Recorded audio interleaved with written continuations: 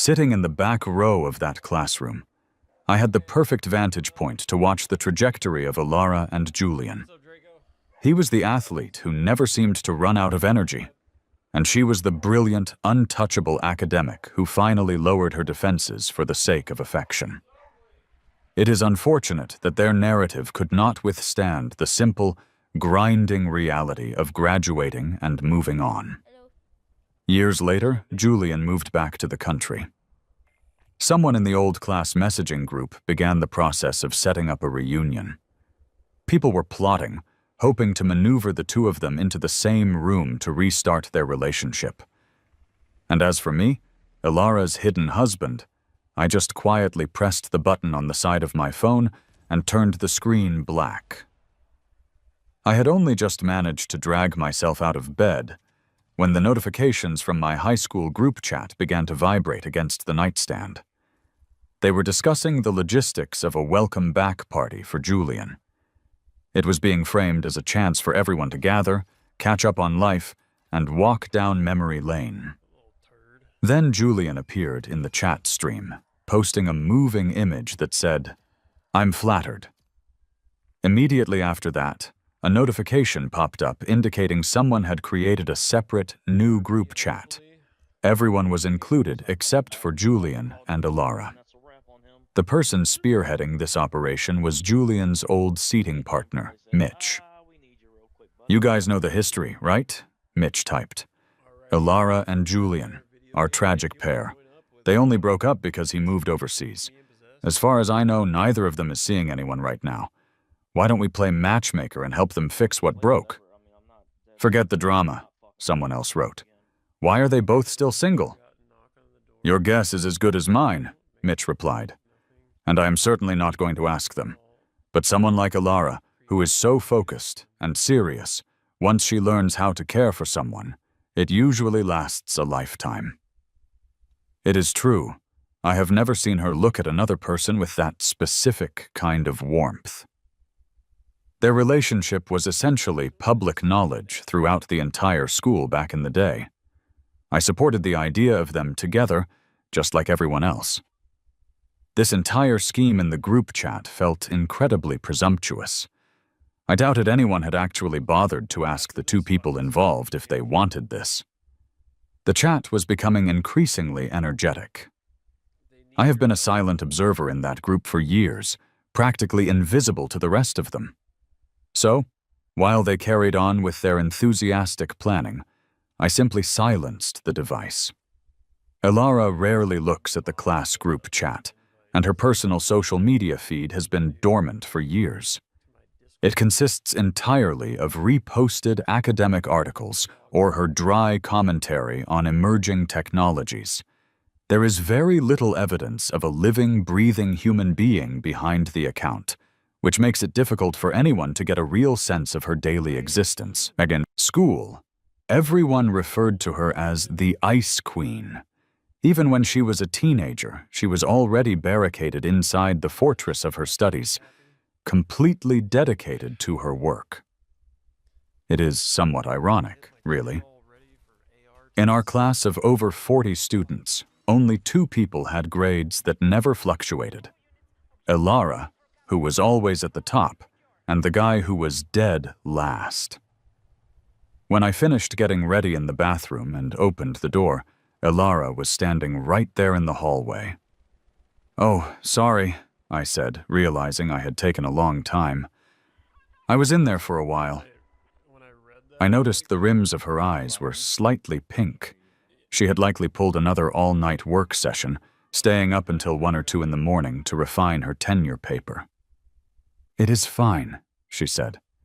"By the way, I have to go to the hospital to check on my dad today. I probably will not be back here for a few days." We have been living in this apartment for over a year, yet this dresser drawer still feels unfamiliar to me. It always gets jammed halfway out, and I have to wedge my knee underneath it to force it to open fully. "I am leaving early to catch the bus, so you do not have to wait for me," she said. She looked at me for a brief moment, nodded once, and then turned to go back into the bedroom. Elara and I share a surprising amount of history. We attended the same high school, and now we even work at the same university. Of course, the circumstances are different. She was a highly sought-after recruit with a doctorate, while I simply passed the entrance exam after finishing my master's degree and secured a steady administrative position. My life is a predictable 9-to-5 routine. It is nothing like hers, where she juggles mentorships and lectures, so busy she is constantly in motion. That is why I try my best not to bother her with unimportant matters. I had a fleeting urge to ask if she had seen the announcement about the reunion, but I decided against it, because I didn't want her to know Julian was back. A first love is a powerful thing. It occupies a space in your heart with a supreme, untouchable priority. Even Elara wasn't immune to that. I once found a photograph of her and Julian tucked inside the pages of one of her books. They were standing shoulder to shoulder, one looking outgoing and the other reserved. They were standing so close that there was no room for anyone else between them. Before I left for work, she was standing in the entryway with a mug of coffee, watching me lace up my shoes. I have a difficult time imagining what Elara looks like when she is truly in love. A normal person would probably hug their husband or talk about what they should have for dinner. Elara? She would probably grab your arm and passionately explain the symbiotic relationship between humans and the natural world. The thought almost made me chuckle. To be honest, I was also curious to see that warm expression she supposedly wore whenever she was with Julian. I paused in the doorway. How about a good morning kiss? She just looked at me, confused. There wasn't a trace of affection in her eyes, only genuine bewilderment at my behavior, which was admittedly out of character. Okay then, I said, deflating slightly. Guess I am not worthy of pulling you away from your thoughts. Just kidding. I am heading out. I gave her a small wave. She said, "Be safe." A long time ago, I saw Elara waiting by the school gate for Julian to finish his cleaning duties so they could walk home together. I heard they were neighbors and their parents knew each other. It was the ideal setup. Elara never wasted a moment. She was holding a vocabulary notebook, her profile serious and focused. Then Julian came sprinting out and jumped onto her back. He had this incredibly winning smile. He was our gym class representative, outgoing, energetic, and bright. He was the kind of person born to be the focal point of any room. Sometimes I thought Julian was foolish, chasing after Elara day after day. She never smiled at him, never got annoyed. He received no response, no sign of hope. But I was also incredibly jealous of his courage to just try. If I were like him, handsome, genuine, from a good family, would Elara have given me a second look? Our classmates loved to pair them up, calling them the Ice Queen and the Golden Boy. The genius who acted annoyed but secretly let him get away with everything. It was a compelling narrative. One day in gym class, Julian was running too fast and took a hard fall. The water bottle in his arms went flying. Everyone gasped. It looked painful. He was wincing, his face smeared with dirt. Elara walked straight over to him. The gym went very quiet. Everyone seemed to be holding their breath, waiting to see what would happen. Her expression didn't change. She reached into her pocket, pulled out a tissue, and knelt down to wipe his face. "Why are you so clumsy?" she asked. The scene had a certain beauty to it, almost like something out of a movie. It was hazy, a little raw, and bittersweet. And Julian, despite being scraped up and bruised, was smiling like a fool. The girls standing behind me let out quiet sounds of excitement. "Oh my God, she likes him," one whispered. "I can't handle this. It's too perfect." Elara had a soft spot after all. There is no such thing as a permanent wall of ice, only a persistent source of heat. Julian worked on Elara for a long time, and with his sheer persistence, he finally melted the heart of the girl who only loved to study. The whole school discussed it. Back then, I was smaller, thinner, and physically weak, a background character fading into the scenery of their romance.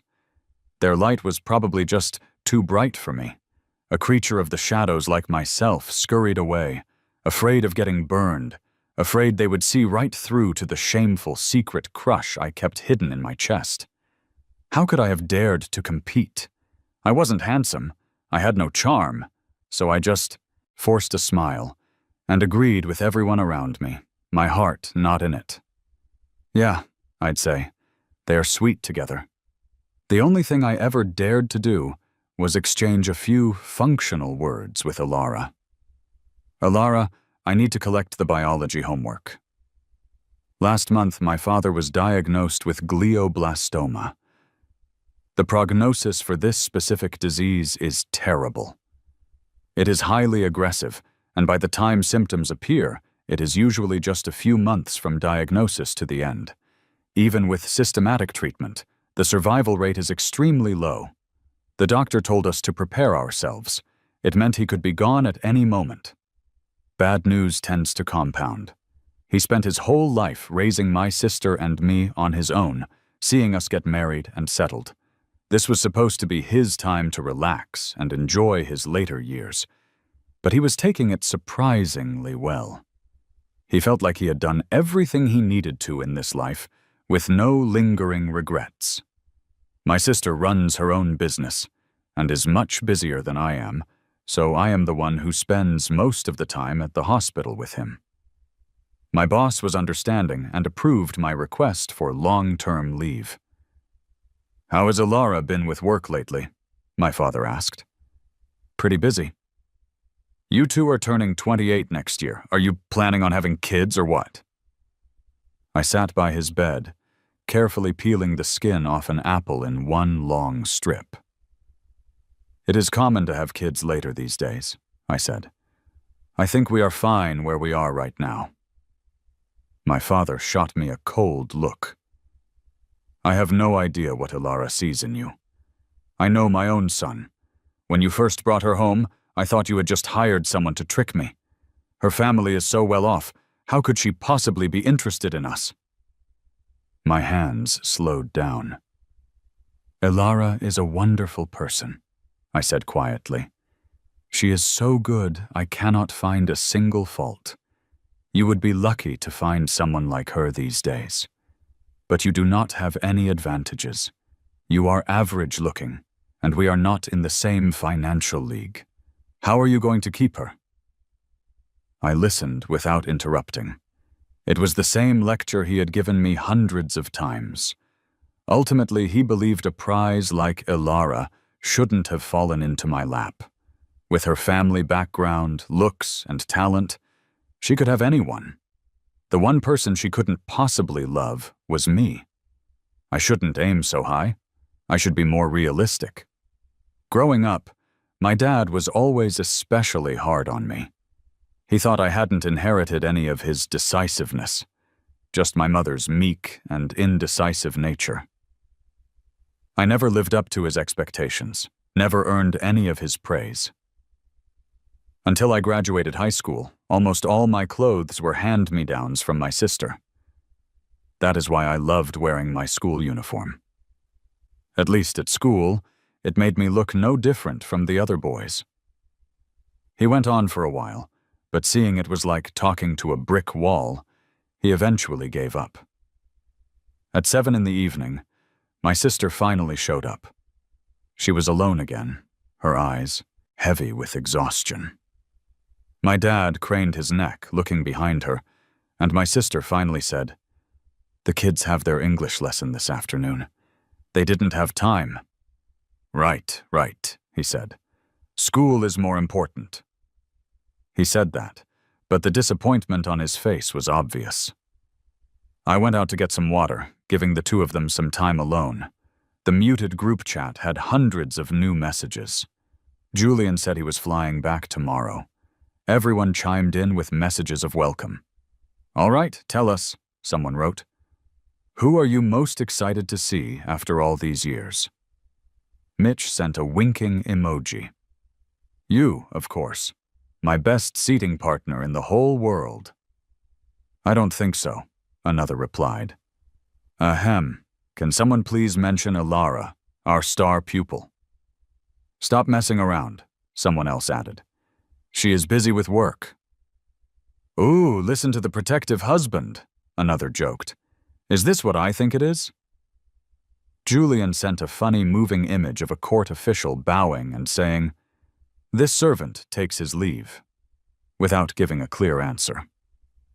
That just made everyone even more convinced that the two of them were still entangled in some way. None of our classmates knew that Ilara and I were married. Maybe because neither of us felt it was necessary to announce it. We only did it to appease our parents anyway. We had an agreement. If either of us found true love, we could walk away, no questions asked. My finger hovered over Julian's profile picture. In the small circle, he was a young guy holding a kitten.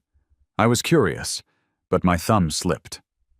And then a notification popped up in the chat for everyone to see. "Sam just poked Julian." My mind went blank. I wanted to throw my phone across the room. But you can't undo a poke. That little notification stood out glaringly among the scattered messages. I was mortified. "Hey, who is Sam again?" someone asked. "I can't seem to remember him. Was he even in our class?" Someone named Todd noticed me. "Dude, are you in the wrong chat?" "Todd, are you an idiot?" another person replied. "He was our bio class representative. You know, the short kid who always stood at the front of the line? You don't remember?" Mitch stepped in to smooth things over. "Whoa, I just remembered. I had no choice but to reply." "Sorry," I typed quickly. "That was an accident." Julian must have been watching the chat, because as soon as I sent my message, he replied. "Sam, long time no see. I remember you used to quietly help me clean up the equipment room after class. I was really grateful for that." Julian just poked Sam. "Sam was so quiet in high school," someone observed. "Always so reserved. Every time he came to collect homework, he would speak in this tiny voice." "Ha ha, Mitch, you can't talk," Todd added. "Weren't you always sitting in the front row?" Todd sent a vulgar emoji. Mitch immediately replied with a violent one. The two of them were just as loud and obnoxious as they were in high school. Julian wrote, "Sam, are you coming to the reunion?" And just like that, I was thrown into the spotlight. Everyone started chiming in, urging me to go. "If I have time, I guess I will go," I typed. "You have to come. It's been forever." The chat shifted back to planning the reunion details. Ilara still hadn't shown up. I sat on the bench outside the hospital room for a while longer before deciding it was time to go back in. As I reached the door, I heard my sister's voice through the crack. "Dad, work has been crazy lately, so I might not be able to come by as often. Once things calm down, I will bring the kids to see you. You just focus on getting better." "Leo is here," she continued. "I will hire a nurse for you, so Sam can get a break. He has responsibilities at the university, too." "Why waste the money?" my father replied. "Nurses are so expensive these days. Your business is just starting to take off, and with 2 kids in school, you need every penny. You just focus on your family. Don't worry about Sam. He has an easy job. He isn't tired like you are." "Dad, I told you not to say things like that. What if Sam hears you?" Okay, I won't," he chuckled, then looked at my sister, Annie, with a sigh. "My daughter is so amazing. Dad is so proud watching you build a family and a career." I stood there quietly, my hand on the doorknob, and finally let it fall to my side. A few days later, I came home to the smell of food cooking. My father-in-law was in the kitchen wearing a cartoon apron. He did a little slide step to the door. "Surprise!" He threw his arms open, and before I could even take my shoes off, pulled me into a tight hug. My cheeks were squished against his shoulder. "Dad," I mumbled, "what are you doing here?" "I missed you guys," he said, pulling me inside. "Go wash your hands. I made your favorites: pepper steak, spicy beef, garlic chicken wings." By the time I sat down at the table, he had brought out a huge steaming bowl of soup. "Come on, let's eat. We won't wait for Alara." Whenever Alara's dad cooked, it was always a massive feast. He seemed determined to feed us until we burst. He came from a wealthy family, a doted-on son who had been born with every advantage. He had a bright personality and a youthful spirit. He was the heart of the family. Alara got her mother's intellect and her father's charisma. She was the perfect combination of the two of them. "Are you tired? Taking care of a patient is hard work," he said, ladling soup into a bowl for me. "I am fine, really. I am not tired." "Don't say that. I can see you have lost weight. Your face is getting smaller. How is your father doing?" I shook my head. "Not well. His memory is getting worse and his reflexes are slowing down." That disease. It is really complicated." I looked down at my soup, not daring to meet his eyes. Alara's dad is a very perceptive man. He looked at me, and his smile suddenly faded. He got up and moved to sit next to Dasun, me. "What happened here?"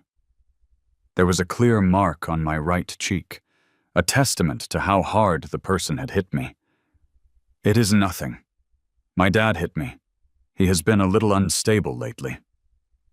His condition had taken a sharp turn for the worse these past 2 days. The medication wasn't really working anymore. The doctor said he would start having cognitive issues, along with irritability and anxiety. It can happen at any time. I said it calmly, as if I were talking about something completely normal. "It is that serious? Does it hurt? Let me get you some ice for it." I stopped him. "It is okay. It will be better in a day or two." "What about your sister? Can't she stay with him for a few days?" "She is busy with work. My dad doesn't want her to get too tired." I knew deep down that even if Annie stayed there every night, he wouldn't take his anger out on her. Growing up, physical discipline was almost always reserved for me. Only when Annie stood in front of me would the anger on his face soften. Because Annie was like him, and I was like my mom. After all this time, I was numb to it. My father-in-law didn't say anything, just quietly squeezed my hand. I shouldn't have said any of that. But when you are cold, you naturally gravitate toward warmth. It is human nature. I couldn't help it. Alara's dad patted my head. "It is okay, son. You have Alara, and you have me and her mom. We are your family, too. You can't keep things like this bottled up. You have to let yourself cry to be healthy, right?" "I know." I gave him a weak smile. "Thanks, Dad. I just want to spend more time with him. This pain is nothing compared to what he is going through." By the time Alara got home, I was already in my room resting. At the hospital, Annie had hired a nurse for Dad after all. I finally had a few days to catch my breath. I don't know how long I was asleep, but the bedroom door opened quietly, letting in a sliver of light from the hallway. I knew it was Alara, but my eyelids were too heavy to open. "You are back," I heard her say softly. Then a hand gently touched my face. It was cool and soothing. She leaned over me and asked in a low voice, "Does it still hurt?" "Yes." I didn't want to lie. It really did hurt. She stayed by my side for a long time, so long that I drifted off again. "Why haven't you gone back to work?" I heard myself mumble in a daze. But I never heard Ilara's reply. "I think I had a dream." In the dream, it was the day we met again. I never expected to run into Ilara so many years after graduation. New faculty members not only have to go through orientation, but also get up to speed on the university's history, rules, and regulations. I was the one in charge of that. So when I was flipping through the new hire files and saw the name Ilara Reed, I froze. I figured it was just someone with the same name. In my mind, Ilara would have gone to a bigger city, a better institution. This university wasn't bad, but compared to a superstar, like her, it was small. On her first day, Ilara wore a crisp, white, button-down shirt. She had shed the awkwardness of youth and become even more elegant and refined. We ran into each other around a corner. I looked up at her as I apologized. In my surprise, the words just tumbled out of my mouth without thinking. "Oh, Ilara," my eyes went wide. "It is me, Sam." Looking back, I am sure Ilara had no idea who I was. After all, I have never been someone who stands out. Not particularly handsome or outgoing, just a normal guy who tries hard. After I spoke, she paused for a second, then gave me a polite nod. "Long time no see." My colleagues would gossip about Ilara in private. "We have got a real treasure at this school now. Look at her face, her figure. If I weren't married, I would be all over that." One of them winked at me. "I hear she is single. You two are old classmates. What do you think? Maybe you could see where it goes." I just smiled and didn't say anything. After I started my career, I began paying more attention to my appearance. I would wear nice casual clothes and even bought a small used condo not far from campus. The decor was nothing special, but it was cozy. I became much more outgoing than I used to be, playing sports or going to the movies on weekends. I had obtained so many of the things I once wanted, so when I saw Ilara again, I started to have ideas I shouldn't have. I secretly created coincidences to get closer to her. I helped her get familiar with the campus, organized her files, and quietly told her which department heads were the most difficult and which cafeteria stalls had the worst food. We became much friendlier and would occasionally have lunch together. She was as popular as ever.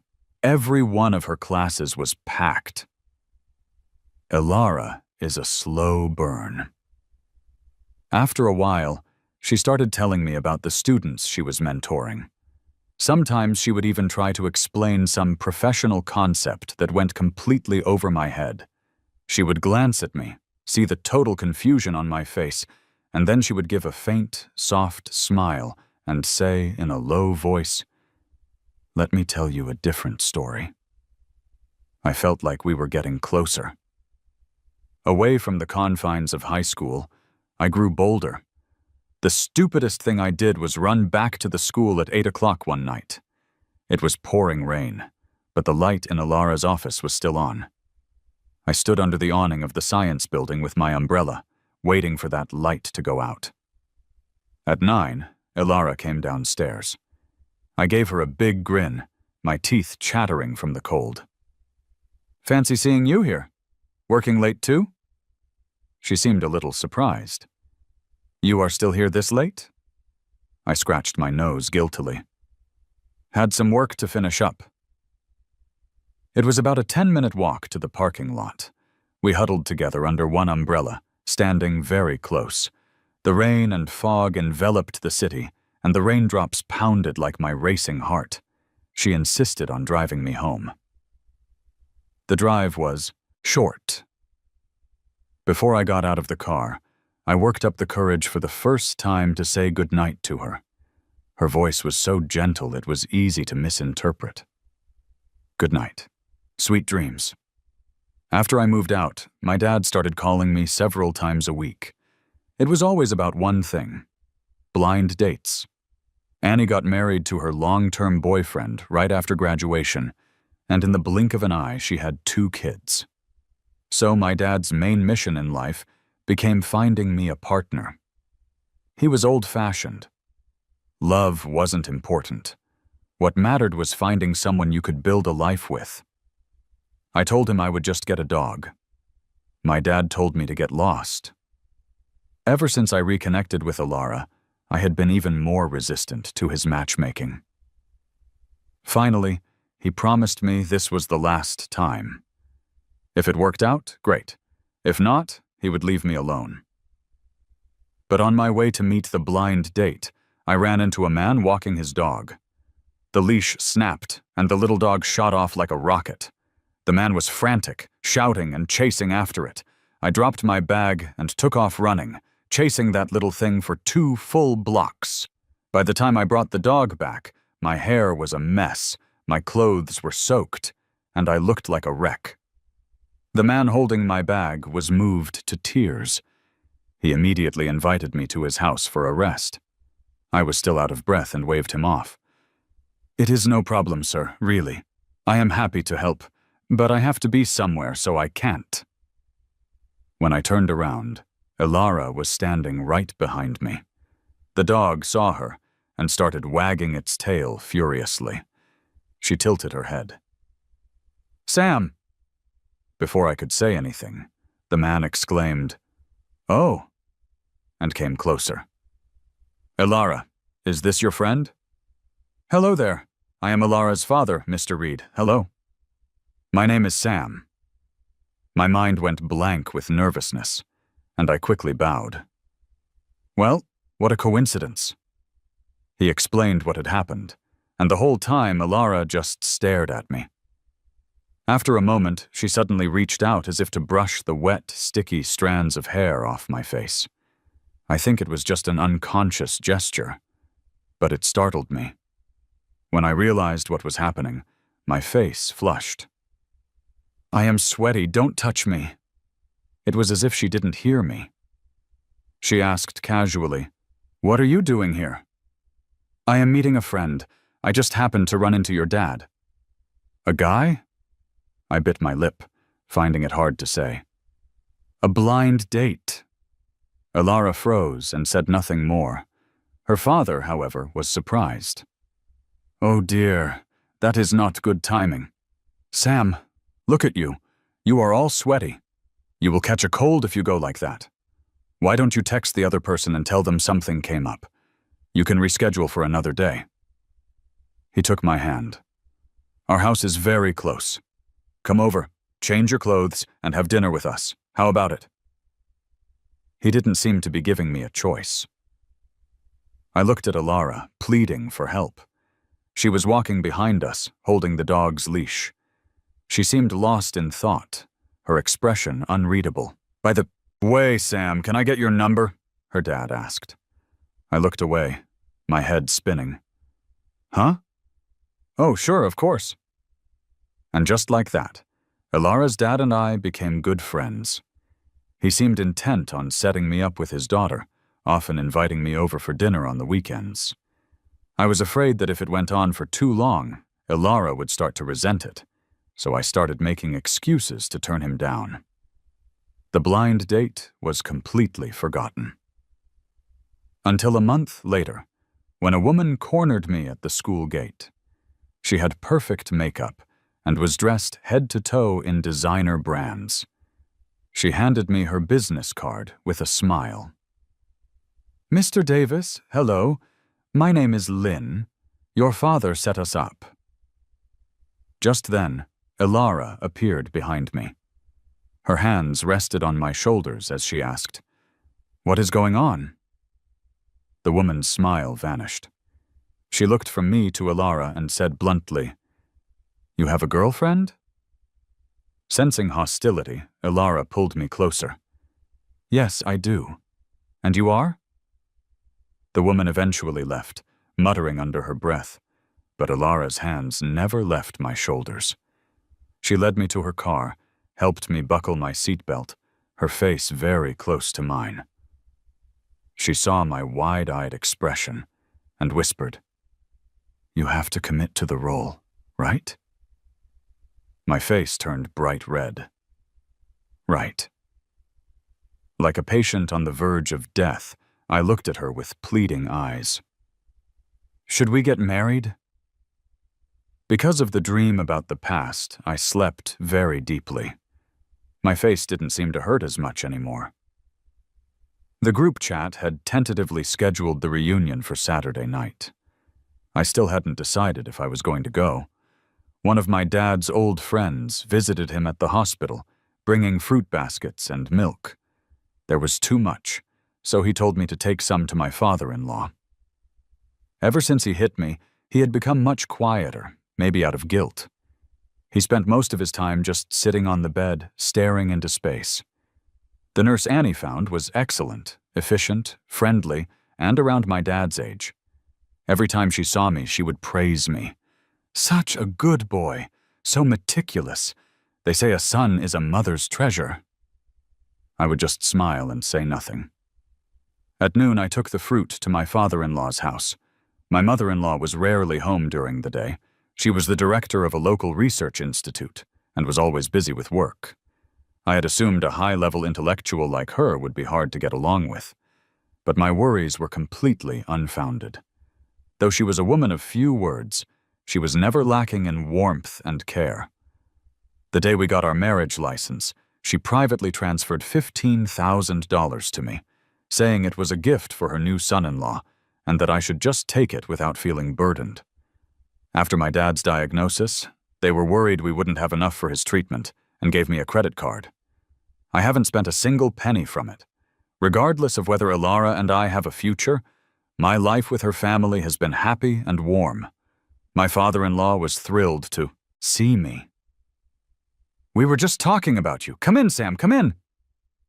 I followed him, asking hesitantly, "Are there guests over today?" Maybe it was a premonition, but my steps slowed and a sense of unease washed over me. "Long time no see, Sam." When I walked into the living room, Ilara's long-lost first love was sitting in my favorite spot, smiling warmly at me. The expression on my face froze. There are some people who, the moment they appear, make you feel instinctively inadequate, small, because he was even more handsome, more brilliant, more captivating than before. Seeing me stunned, he laughed. "You don't remember me? It is Julian." I snapped out of it and forced a smile. "Long time no see, Julian." My father-in-law said, "Julian used to live just downstairs from us. Our families were very close. Plus, he and Ilara were in the same class and often walked to school together. He just got back to the States not long ago and made a special trip to see us." He motioned for me to sit. "You two chat for a bit. I will go get some fruit." I felt awkward, my hands and feet turning cold. I avoided Julian's scrutinizing gaze, but Julian broke the silence. "Sam, your father-in-law tells me you and Ilara are married. Congratulations. I have been abroad for so long and Ilara never mentioned she got married. I will be sure to send you both a wedding gift soon." I shook my head.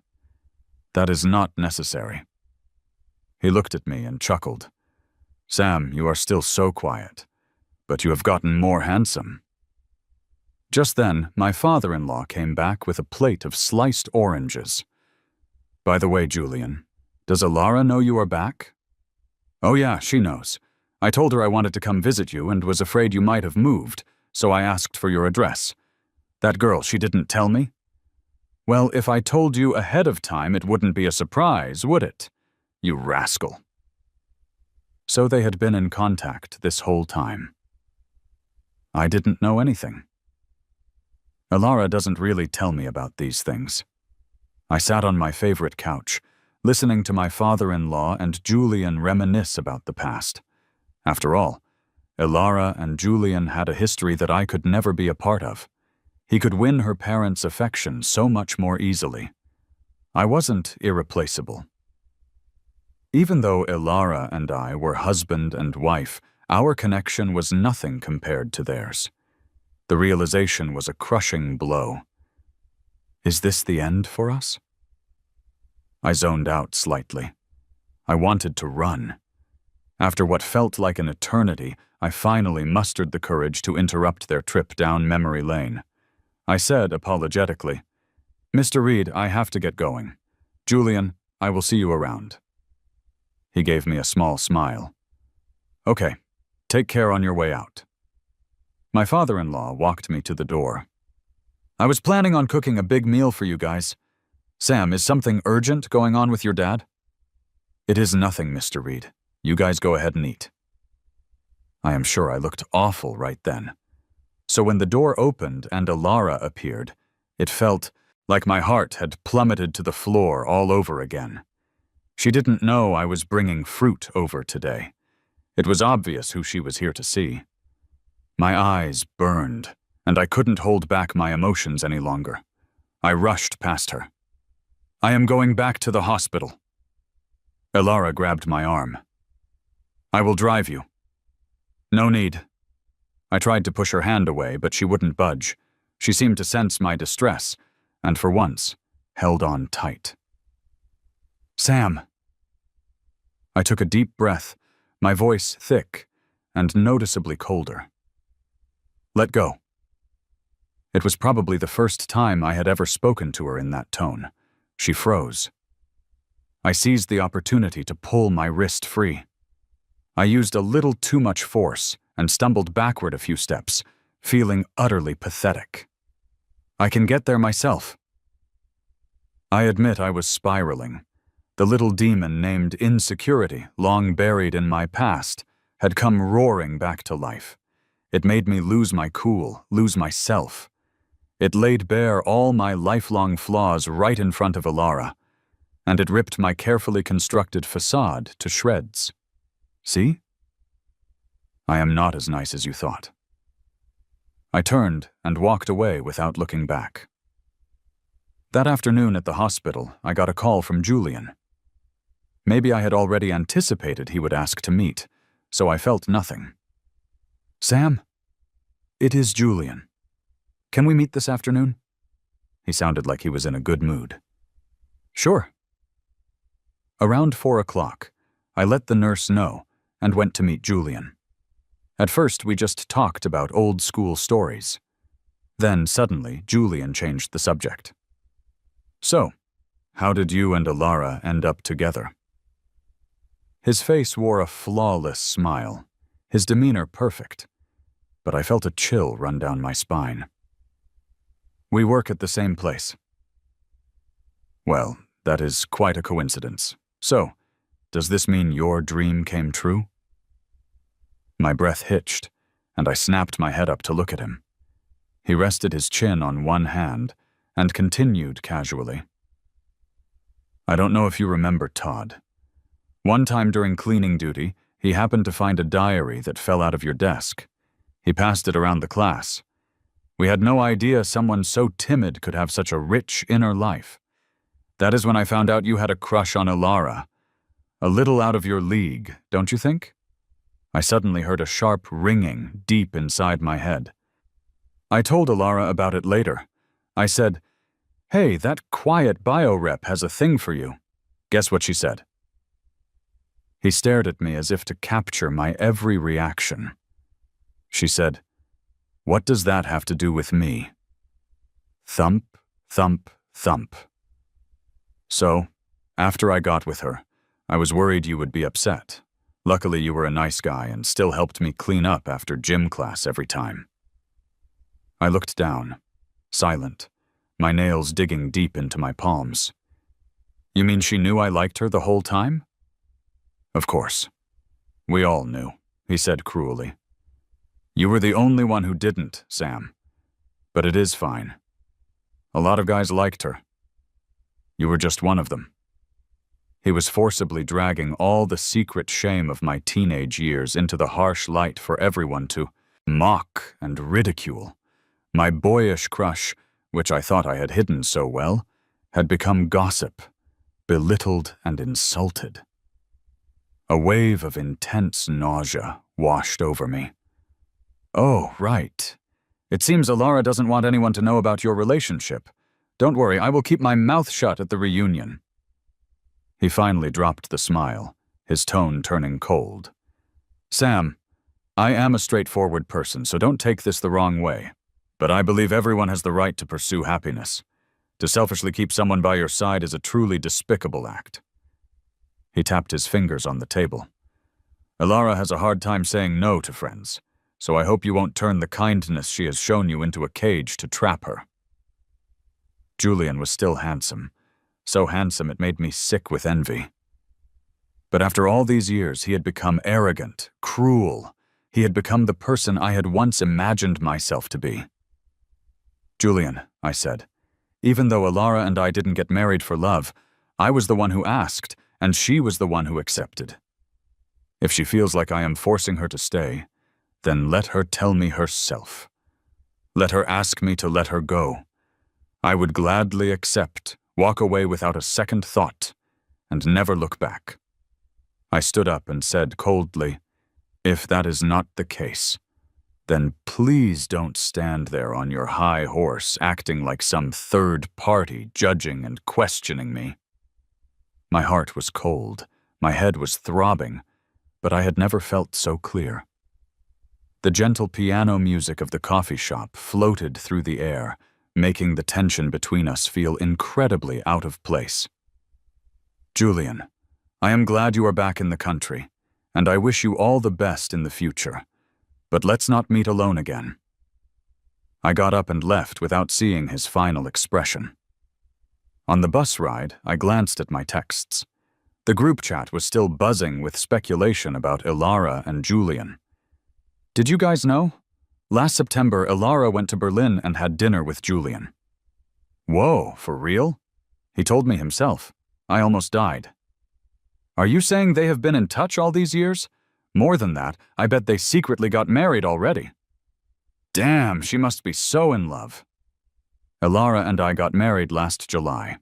In September, she flew to Germany for an academic conference and came back 2 weeks later. I had no idea she went to see Julian. I stared blankly out the window. The city was a blur of people and traffic.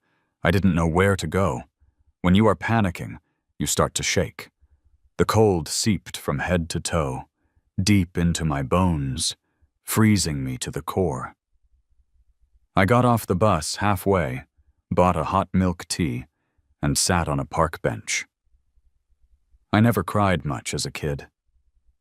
Even when my dad broke a stick on me, I would just bite my lip and take it. It was always my sister who would cry, clinging to his leg and begging him to stop. He hated my mom so much, so he didn't love me much either. But even so, he had single-handedly held our broken, impoverished family together. He had once been the tree that sheltered me from the storm. I want him to be happy in his final years, to stop being so tough, so worried, but it feels like he is about to leave me too. I must have looked really down because a little kid nearby asked me what was wrong.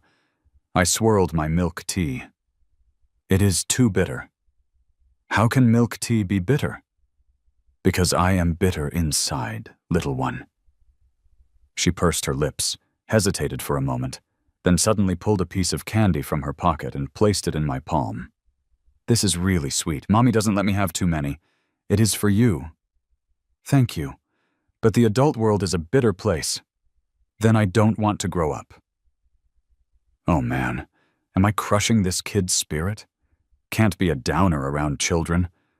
I tried to comfort her. You will be fine. Why? Because you are pretty and kind. She tilted her head, confused. But you are handsome and kind too. Why are you still sad? She looked at me in the light, her eyes clear and free of any pretense. Kids don't lie, right? Can I ask you a question? She put her hands on her hips, full of confidence. Ask away. I know lots of things. What if you have something you really, really like, and one day you finally get it, but you find that you are not that happy, In fact, it makes you sad, disappointed, and confused. What would you do?" She thought about it for a second, and then said decisively, "I would throw it away. I don't want it anymore." I gave her a thumbs up. Wise choice. Maybe it was because I had vented, or maybe it was the bright sunlight in the distance. I hadn't felt this clear-headed in a long time. "Then I don't want it anymore," I whispered. "Let everything go back to the way it was.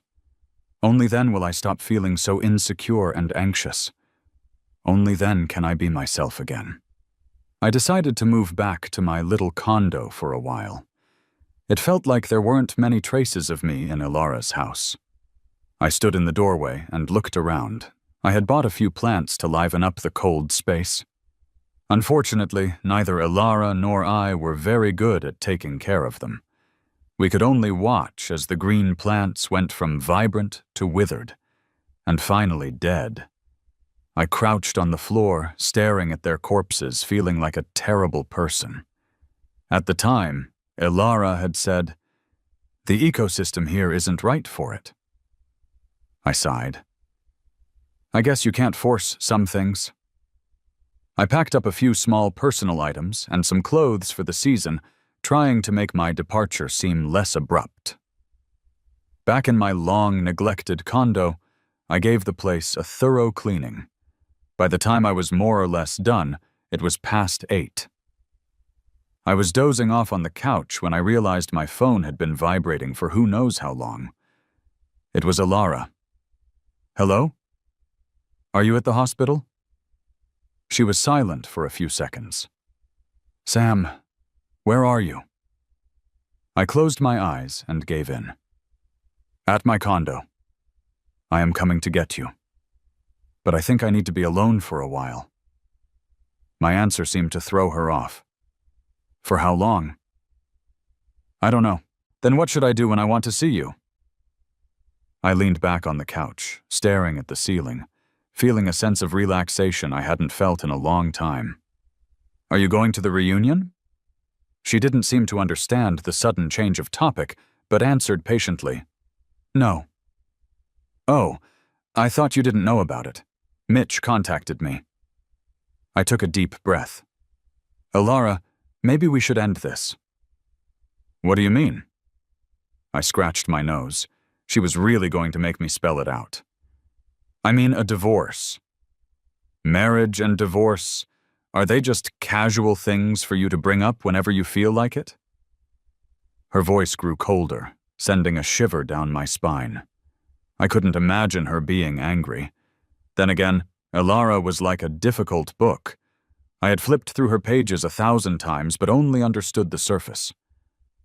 For instance, when she was struggling with something, her brow would furrow, her lips would press into a thin line, and she would sit there for an hour without moving, determined to wrestle with a difficult passage until she understood it. There was a time when my favorite thing to do was just quietly watch her. But she is a person who values her personal space, so I have always felt like an intruder buzzing around her with my one-sided affection. Of course not. Every word I have ever said to you has been serious. The line went quiet. I just feel like we don't kiss, we don't hug, we don't sleep together. We are just doing this for our parents. When the time comes, we should go our separate ways, right? I let out a small laugh. I am actually curious. Why did you agree to my ridiculous proposal in the first place? Back then, she hadn't even hesitated for long before saying, "Okay." "Are you going to tell me it is because you liked me a little?" "Please. We barely spoke a few words in high school. Do you just say yes to everyone who likes you, Sam? Was it because I looked so pathetic that you felt sorry for me?" "Sam!" She was genuinely angry now. "Stop it. You need to calm down. We can't have a rational conversation right now." Believe it or not, I am perfectly calm. I am on my way over now. Did you know for a while that Julian was coming back? She paused, then said, "Yes." When you went to Berlin, were you there to see him? She went silent, which felt like a confirmation. Have you ever thought about getting back together with him? I wanted to ask, but I realized there was no point. Well then, I wish you two the best. Hope you can rekindle things and live happily ever after. At first, I just wanted Alara by my side. Then I wanted Alara to love me. But that turned into an insurmountable mountain, leaving me exhausted. Just as I said that, my phone conveniently died. The world went quiet again. The black screen reflected my tired face. I lay down on the couch feeling drained, with no desire to find a charger. That night, I went back to the hospital. My dad was already asleep. I sat on the bench outside, his door staring into the dark until morning. Did you and Alara have a fight? She came to the hospital looking for you yesterday. It is normal for couples to fight, I said. Annie and her husband fight all the time, and they have 2 kids, don't they?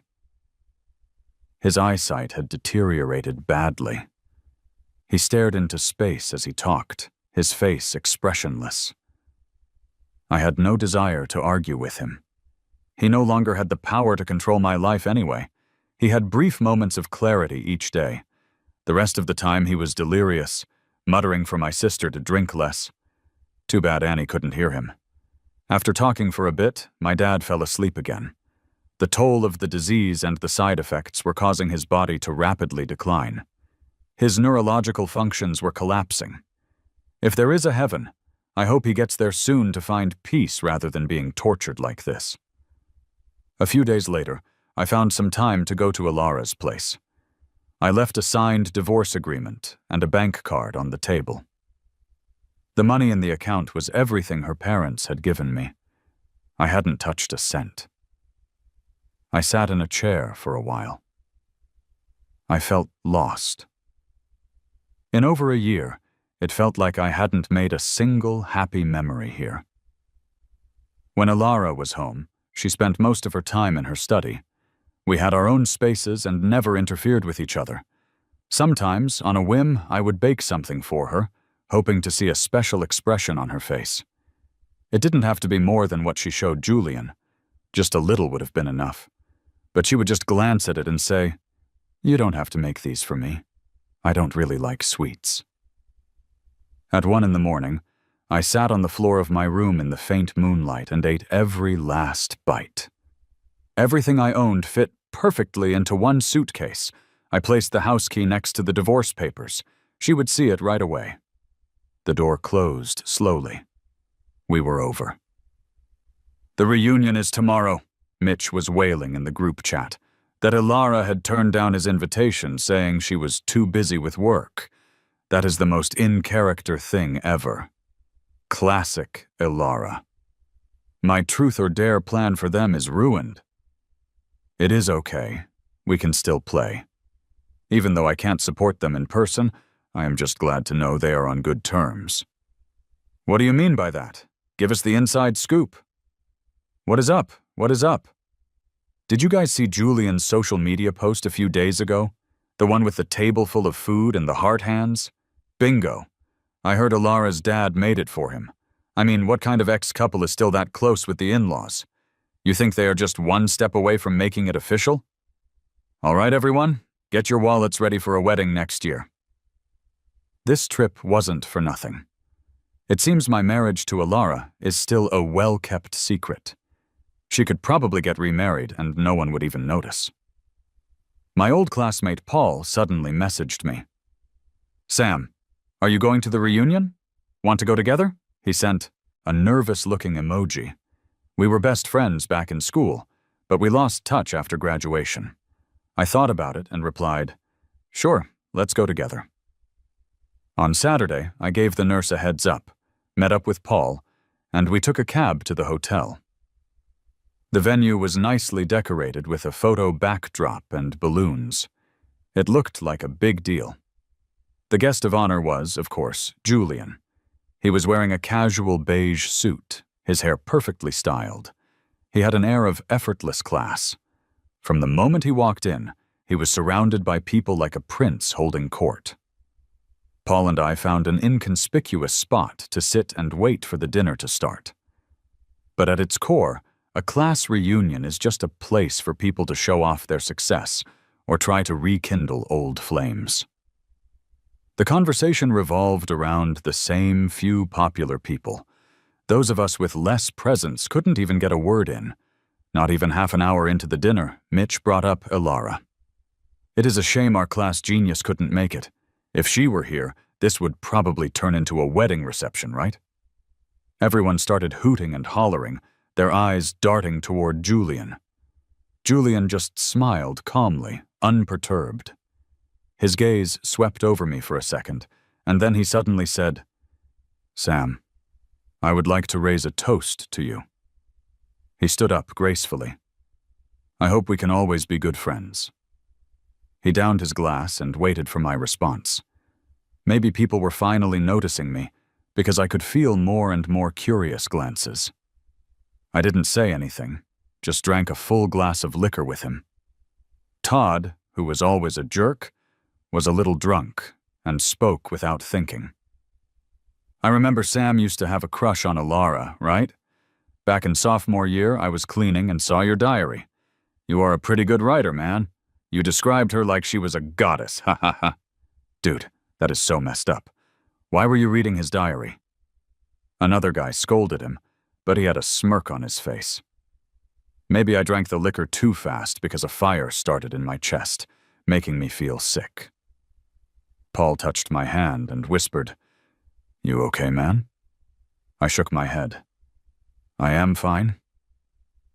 Julian raised his glass again for another toast. "It is really great to see everyone. I hope we can do this again when everyone can make it." After a few more rounds, people started breaking off into smaller groups to catch up. I hadn't had a drink in a long time, and my face and body felt hot. Suddenly, someone clapped me on the shoulder. It was Todd. He waited for Paul to go to the restroom, then slid into the seat next to me with his drink. "Sam, what do you do now? Still in the city?" He sat sideways, one arm draped over the back of my chair. He reeked of alcohol. When he saw Paul coming back, he waved him away impatiently. "We were desk mates for a month once, remember? How could I forget? You were always the last one to turn in his bio homework, getting me yelled at by the teacher for being too slow and irresponsible. So, eventually I stopped waiting for him. When I came back from the teacher's office, all the books on my desk had been pushed onto the floor.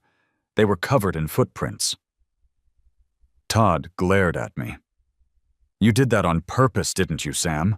Later I privately told our homeroom teacher about it and he moved my seat." I gave him a cold look. "I remember. You were mad I handed in the homework before you could finish copying it and you threw a fit. Hey, we were all young and stupid back then, right? My bad. I was such an asshole." Todd licked his lips. "You know, you are way more handsome than you used to be. You look good." My hand was on my glass, and I was about to throw its contents in his face to snap him out of it. Then I heard him yell, "Ow, shit!" It was so loud that almost everyone looked over. I turned around and saw Elara standing behind me. She had twisted the arm he'd draped over my chair into an unnatural angle, making him yelp in pain. "Who the hell?" Elara shoved him away, her eyes dark. "I am his wife." The entire room went silent. I was instantly sober. Todd rubbed his wrist, looking Elara up and down. His face changed. You are not Elara Reed, are you?" Elara acted as if she hadn't heard him. She reached out and touched my cheek. "Why are you drinking? You know you can't hold your liquor." "What are you doing here?" "I came to take you home."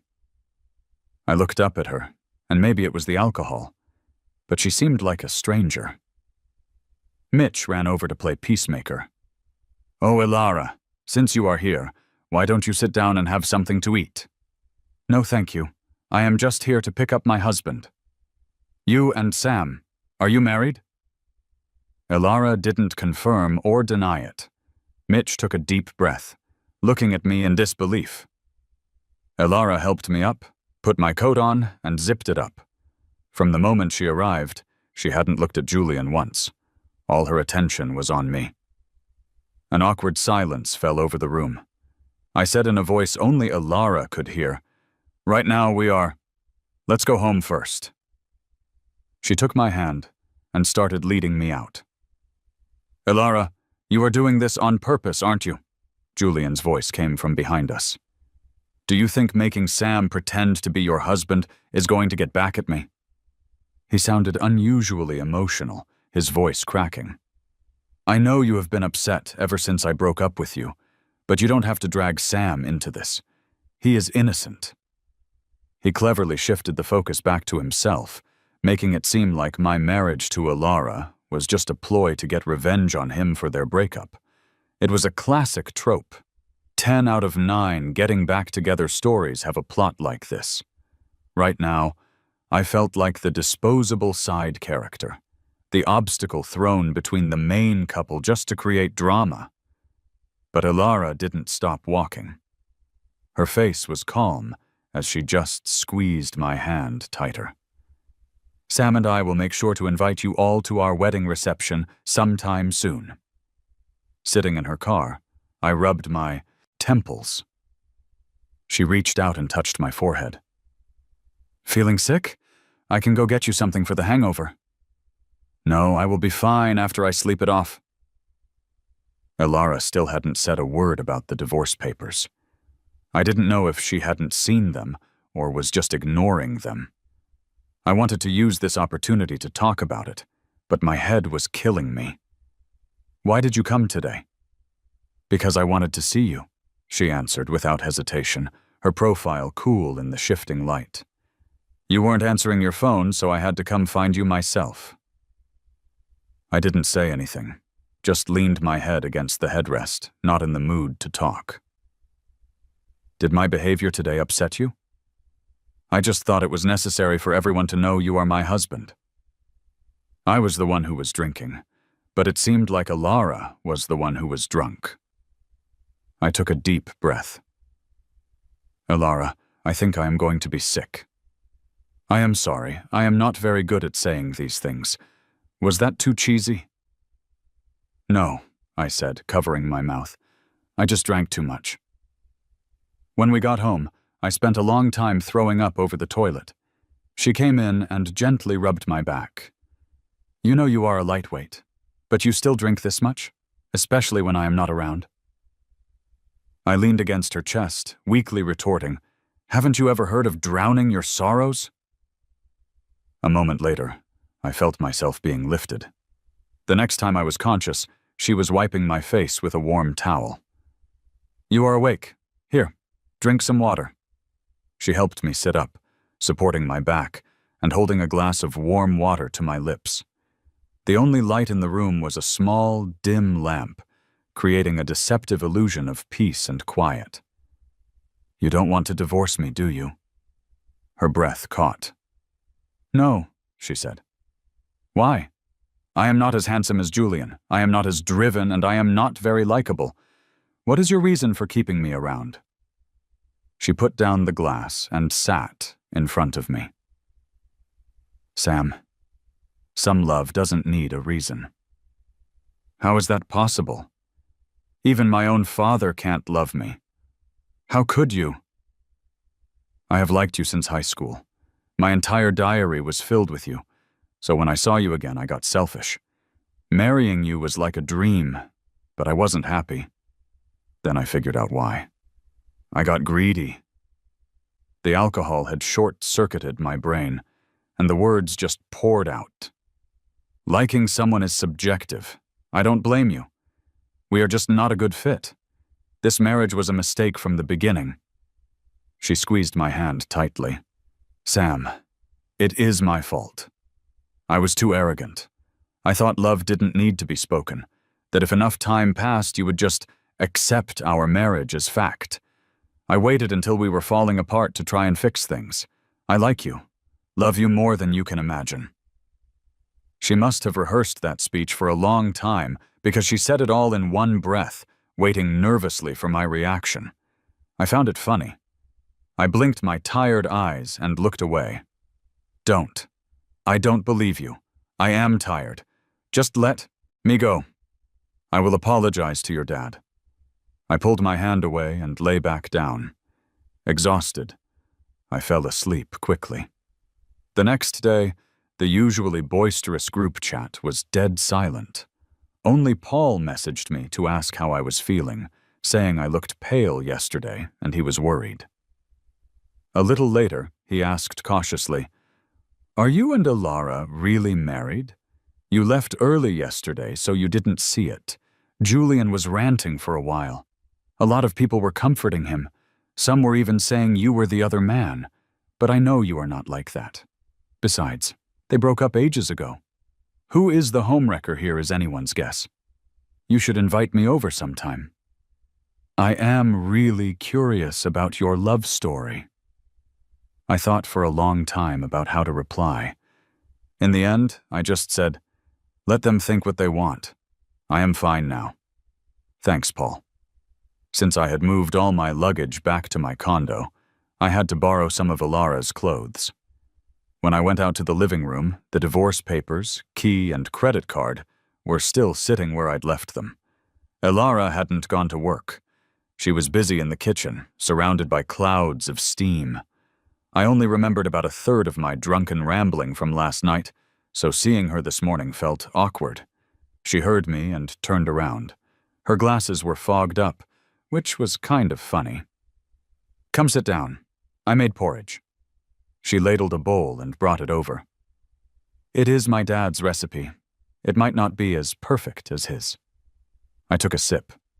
It was sweet and fragrant with goji berries, red beans, and dates. "It is delicious." "Good." She seemed to let out a breath of relief. Such a scholar, precise with no room for error. We had always been more like roommates, but today the atmosphere was different, charged with an undercurrent of tension.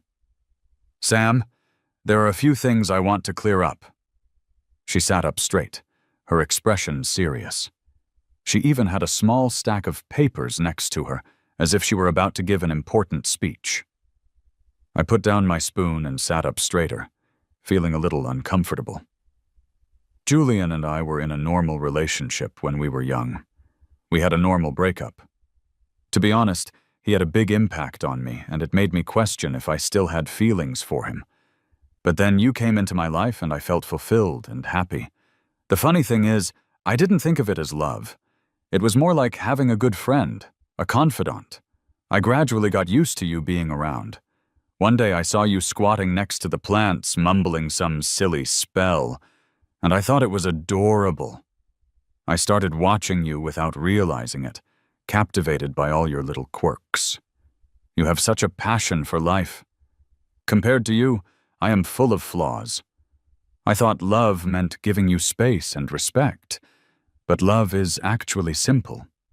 It is about being responsive, about following through.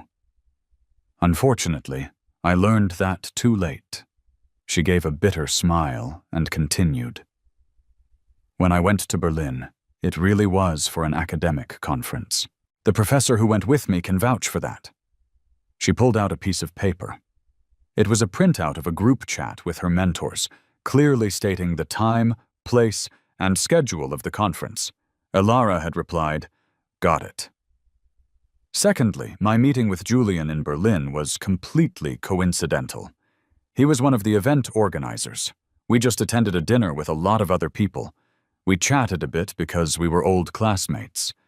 Everyone there can attest that there was nothing going on between us. The next page was her chat history with Julian. There were only a few messages, and Alara's tone was always professional. Just before Julian was about to return, he messaged her. "Alara, I am coming back to the States. I would like to visit your parents. Would that be okay?" Alara's reply was brief. She sent her parents' address followed by 2 words. "That's fine." The last page. It was a full page of self-criticism and reflection. Arrogance, The most important thing in a marriage is complete honesty. My arrogance led to many unnecessary misunderstandings. It was very immature. Boring. As your wife, I treated expressing my love as unimportant and forced you to guess what I was thinking. That was very selfish. Dishonest. My love should have been unconditional. I should have told my husband every day what a special person he is, deserving of all the unprompted love in the world. Elara read each point out loud. I sat there stunned, my fingers trembling. I was both bewildered and terrified by everything she was saying. She touched the back of my hand gently, comforting me. Then she got up and brought the divorce agreement over to us, and signed her name. I love you, but you are free. You can say when we start and when we stop. I am completely in your hands.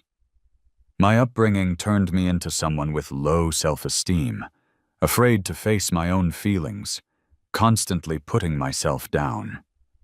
In dissecting herself, Elara had dissected me too.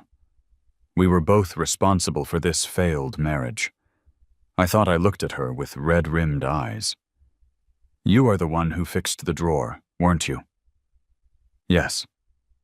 And that time you put cold compresses on my face all night. I don't think you are so smart anymore. You are actually kind of dumb. She looked down and smiled softly. Very dumb. And just like that, we got divorced. We went to her parents together and explained everything. Her father cried, holding my hand and refusing to let go. Luckily, they didn't blame me. Before I left, they told me to come over for dinner often. Elara drove me to the hospital entrance. Before I got out, she asked, "Will you get annoyed if I call you often?" I thought about it. No. I had one foot out the door, then I sat back down. And if I kiss you, will you be disgusted? At that, she raised an eyebrow. Are you rewarding me? I shrugged. That time I offered you a good morning kiss, you seemed to hate the idea. She scratched her nose awkwardly. I was really nervous then. Just tense. Oh, one more thing. On the third shelf of your bookcase, there is a copy of Sapiens. The photo of you and Julian is still inside. Anyway, I am going now. I gave her a wave. Drive safe. Elara used to be an obsession, a distant star. But now I see she is just an ordinary person. There are no gods. When I saw myself as inferior, everyone else became a god. Ha! How ridiculous. A month later, my dad passed away. He left suddenly, as if waking from a very long dream. I was hit with a wave of immense grief and emptiness. In that instant, I realized I didn't have a father anymore. When I came to, Elara was holding my hand, walking with me. My eyes were vacant. In the distance, I saw my sister kneeling on the floor, bowing her head several times toward his hospital bed. After that, I got very sick. I had a high fever that wouldn't break, and Elara stayed by my side the whole time. When I was asleep, she would work in the next room. The whole ordeal left her looking much thinner. It was strange. We were no longer married, but we were closer than ever. Her dad came to visit a few times. I heard him tell her, "I will take care of Sam. You go get some rest." But she refused. I don't want to leave his side. This isn't a dream, I thought hazily. The next time I was fully conscious, it was dark. The bank card my sister had given me was still on the nightstand. She had said, "This is from Dad. He gave it to me secretly. I don't want a penny of it. It is all yours." She had hesitated, then added, "Sam, don't hate him." I got out of bed. Elara had fallen asleep on the living room couch, surrounded by papers and books. Her laptop was still on. I walked over to her and rested my head on her lap, just looking at her. There were dark circles under her eyes, a testament to her exhaustion. After a while, she woke up. When she saw me, she reached out and pulled me into her arms. We held each other tightly. Why didn't you sleep in the bed? I was afraid you would call for me and I wouldn't hear. I wrapped my arms tighter around her neck. Then you should have just slept next to me. You haven't exactly given me a title. 2 single people. It is not proper. I laughed, my eyes welling up. Sam, I like you more than you can imagine, but I am so bad at expressing it. I was wrong. Can you forgive my ignorance and my rigidness? I sat up, patted her on the shoulder, and said comfortingly, it was the first time for both of us. It is normal that we didn't know how to be married. She squinted at me. Who else are you planning on marrying? I quickly covered my mouth. Slip of the tongue, heh. Let me rephrase. That was the first chapter of our lives. If we messed it up, we just start over. It is not a big deal. Okay. Should we get some more plants? Whatever you want. So, Elara, when do we start over? She kissed my forehead. When you love yourself more.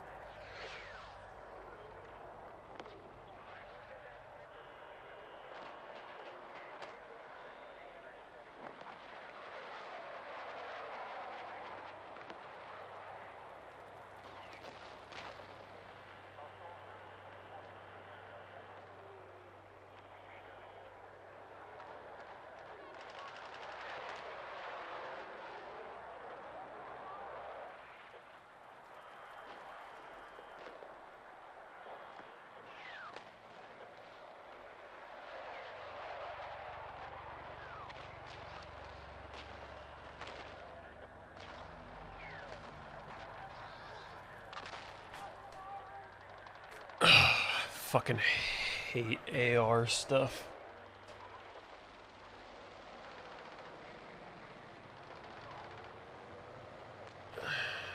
Galactic Conquest is something they should have brought back. Oh, it's the classic one I play. I don't play the new one. Probably should have clarified that. Yeah, the new one's not bad.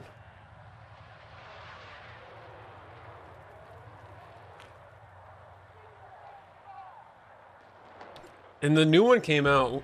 When the fuck did it come out? It came out like fucking like 8 years ago, wasn't it? The graphics for that game still hold up like insanely well.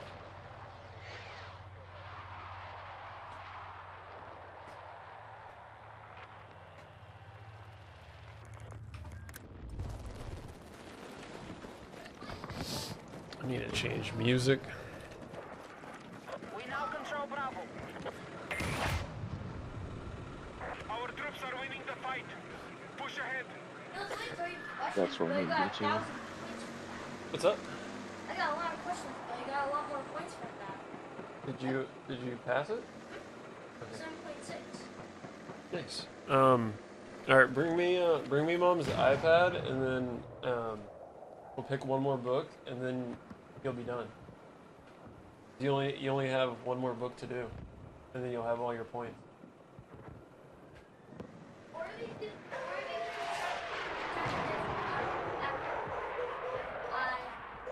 to be a dragon. We are on target to win the fight. Keep attacking on all fronts. Okay. Yeah. Have you read it?